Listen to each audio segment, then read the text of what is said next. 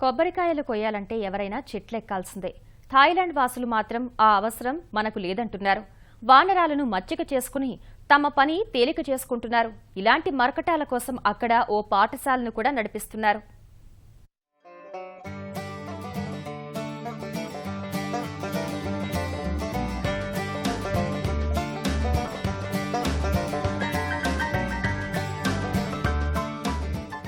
థాయిలాండ్లో కొబ్బరి చెట్లు ఎక్కువగా ఉండే ప్రాంతాల్లో ఎక్కడ చూసినా ఇవే దృశ్యాలు కనిపిస్తాయి.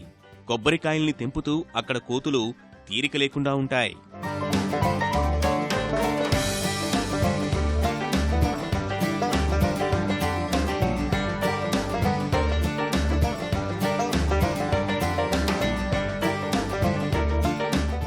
థాయిలాండ్లో కోతులు 80 అడుగుల ఎత్తైన కొబ్బరి చెట్లను కూడా అవలీలగా ఎక్కేస్తాయి. అంతేకాదు అంతెత్తు నుంచి పక్కనుండే చెట్ల మీదకు దూకి కొబ్బరికాయలను యజమానికి అందిస్తుంటాయి. కొబ్బరి చెట్లను ఎక్కడం, దూకడం చూసేవారికి భయమేసినా మర్కటాలు మాత్రం ఎలాంటి బెరుకు లేకుండా పనిచేస్తాయి.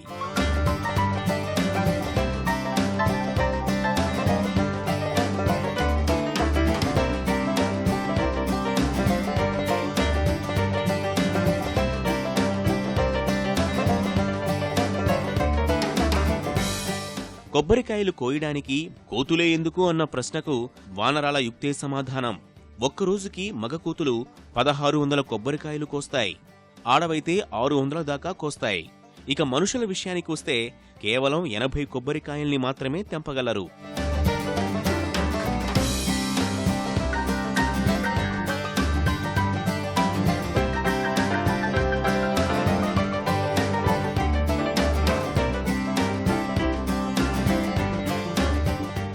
మొక్కై వంగనిది మ్రానై వంగునా?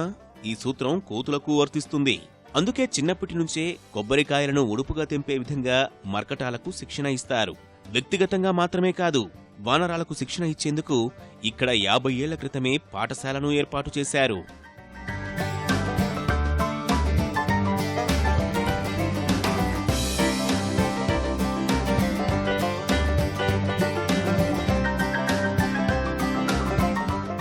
ప్రమాదభరితంగా కోతులతో పనిచేయించుకోవడంపై జంతు సంరక్షణ సంఘాలు ఆందోళన చేపట్టాయి. ఈ సెగ అమెరికన్ కంపెనీలకు తాకాయి.